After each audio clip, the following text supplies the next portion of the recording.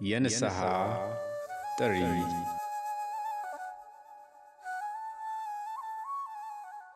ተስፋ መቁረጥ አይገባም። ተስፋ መቁረጥ ብዙዎች የሚፈተኑበት ችግር ነው። ተስፋ የመቁረጥ ፈተና በሰዎች መንፈሳዊ አመለካከት ውስጥ በተደጋጋሚ የሚመነጫቸው ብዙ ጥያቄዎች አሉ። ከእነዚህ መካከል የሚከተሉን እንመልከታቸው። አንደኛ፣ የምጠቅም አይደለሁም፣ ተስፋ የለኝም። ተስፋ መቁረጥ የአጋንንት ውጊያ ነው። ተስፋ በማስቆረጥ ንስሐ እንዳንገባ ለማድረግ ሰይጣን ከፍተኛ ጥረት ያደርጋል። ስለዚህም ይህንን ውጊያ አስቀድመን ማወቅ በመዳን ተስፋ ልንጸና ይገባል። በነቢዩ በሚክያስ አንደበት ጠላቴ ሆይ በወድቅ እነሳለሁ፣ በጨለማ ብቀመጥም እግዚአብሔር ብርሃኔ ይሆነናል፣ በእኔ ላይ ደስ አይበልህ በማለት የተናገረው ተስፋ መቁረጥ ሰይጣን የሚያስደስተው ስለሆነ በተስፋ እንድንጸና ለመምከር ነው። ሚክያስ 7 ቁጥር 7-10 ተስፋ በመቁረጥና ንስሐ አለመግባት በኃጢአት ከመውደቅ የበለጠ አደገኛ መሆኑን ማስተዋል ይገባል። ተስፋ በመቁረጥ ጌታውን አሳልፎ የሰጠው የአስቆሮቱ ይሁዳ ወደ ቀደመው ሞትም ተስፋ መቁረጥ ወደ ጣልቃ ገቢርም ኃጢአት የሚመራን በመሆኑ ተስፋ የሚቆርጥ ኃጢአተኛ ሰው ከመጥፎ ሰው ክፉ ኃጢአት የሚመራ ስለሆነ ነው። ማንም ፈተና ቢበዛ ተስፋ ከመቁረጥ ይልቅ በተስፋ መቆምን መምረጥ ጠቃሚ ነው። ሰይጣን በሠራው ኃጢአት የተነሳ ንስሐ ላለመግባት ተስፋ ያስቆረጠው ሰው ወደ ከባድ ኃጢአት እንዲመራ፣ ወደ ንስሐ እንዳይመለስ፣ ከንስሐ አባቱ እንዲሸሽ፣ ከቤተ ክርስቲያንም እንዲርቅ፣ በኃጢአት እንዲኖር ያደርገዋል። አባቶቻችን ነቢያት በተስፋ መቁረጥ የጦር ሜዳ ከአጋንንት ጋር ብዙ ተዋግተዋል።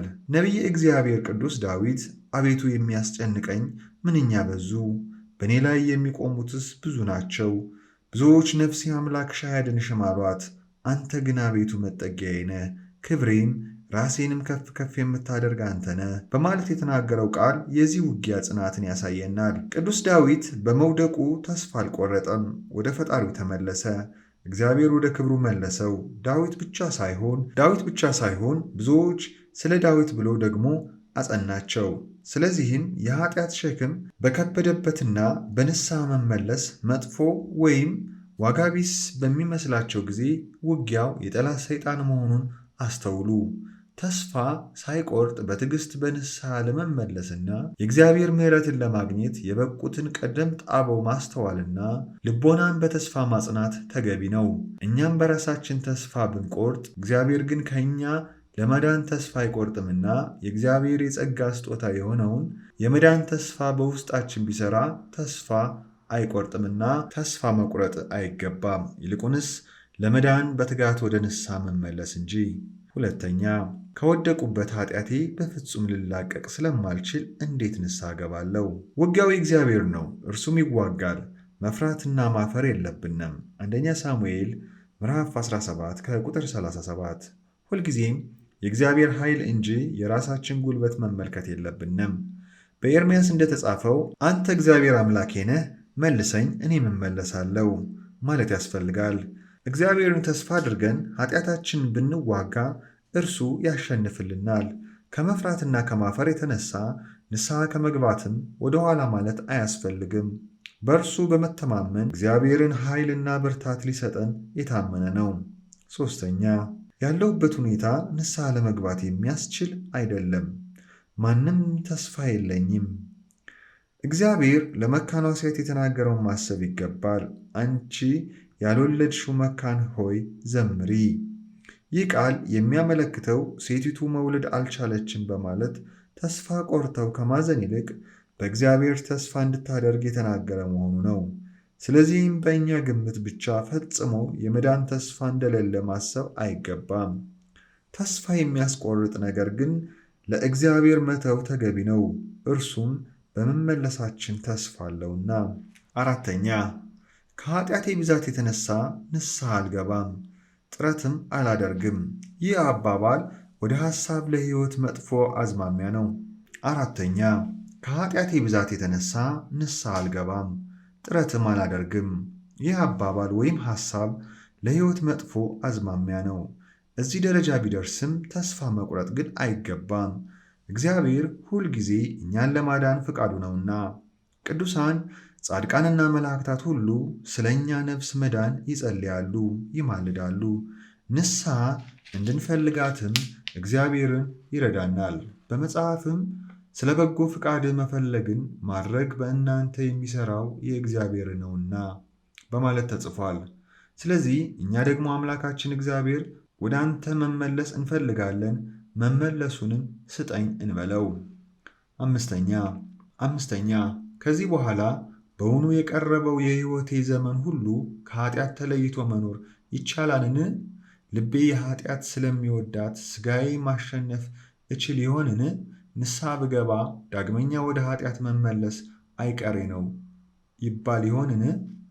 ከንስሐ በፊት በኋላ የሚኖረው ልብ አንድ አይነት የሚመስለን ተስፋ በመቁረጥ ማሰብ የለብንም። እግዚአብሔር ከንስሐ በኋላ አዲስ ልብ ይሰጠናል። እርሱም አዲስ ልብ እሰጣችኋለሁ። እግዚአብሔር ንስሐ በገባን ጊዜ የኃጢአት ፍቅር ፈጽሞ ከኛ ያጠፋል። ስለ ኃጢአትም ፈጽሞ እንድናስብ አያደርገንም። ሕይወታችንን ሁሉ ይለውጠዋል።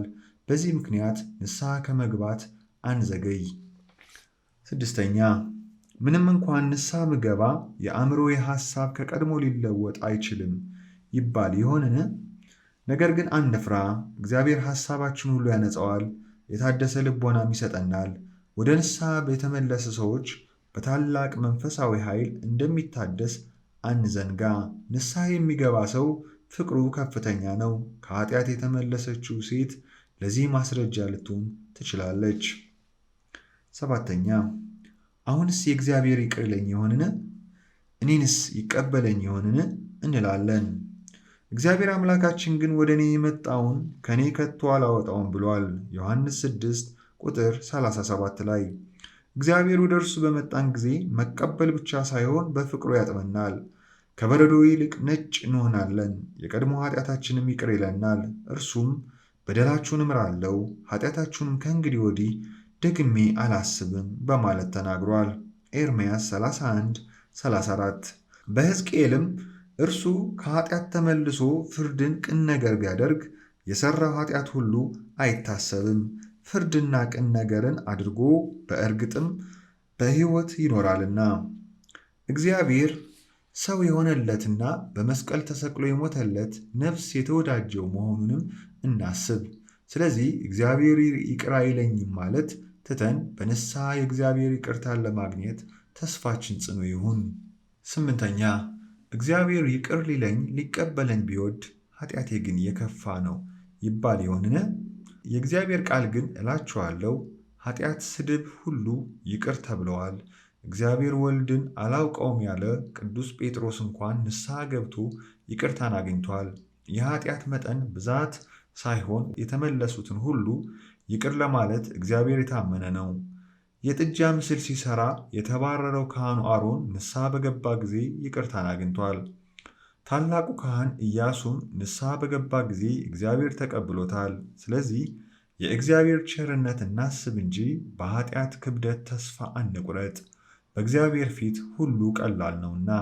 9. በኃጢአት ብዙ ቆይቻለሁ፣ ዛሬም ለንስሐ ዕድል አለኝ ይባል ይሆንን? እግዚአብሔር ጊዜው ቢዘገይም ወደ እርሱ የመጡትን ሁሉ ይቀበላል። በ11 ሰዓት የመጡትንም ተቀብሏል። በመጨረሻ ሰዓትም ንስሐ የገባውን ፈያታዊ ዜማን ከጌታ ቀኝ የተሰቀለውን ወንበዴ ተቀብሏል። ሥጋውን በሥጋ የምንኖረው እስከሆነ ድረስ ንስሐ የመግባት ዕድል በሩ ክፍት ነው። በሲኦል ወይም በገሃነም ግን ንስሐ የመግባት ተስፋ የለም።